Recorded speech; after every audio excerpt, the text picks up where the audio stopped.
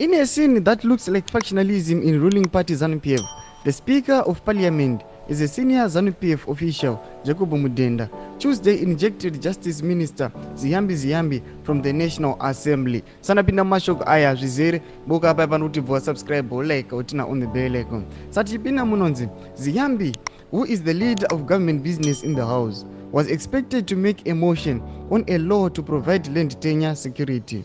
Ziyambi, however, decided that his deputy Nobet Mazungunye would do so instead, but Mudenda rejected that. He demanded to know why Ziyambi would not table the motion himself.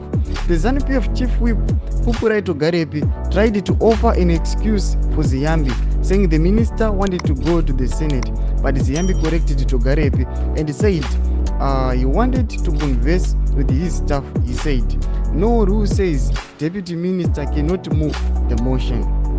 Mudenda then told Ziyambi that his private conversation does not take precedence. He then ordered Ziyambi to leave the house. Ziyambi and Togarepi then approached Mudenda's chair to continue the protest.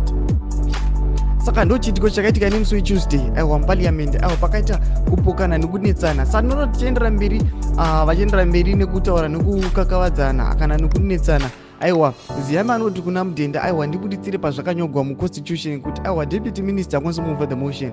Mudenda akati aiwa zviri musection 107 but akafeila kuivhura section 107 akatopa shaiwa zvakangoonekwa nevanhu veZimbabwe kuti aiwa hapana kwatiri kuenda. Sachimbotuzei munoti kudii muchiona aiwa vanhu vemuruling party vacho chaivo vachipokana vachinetsana. Aiwa pinai mucomment section medu dzemafungiro enyu.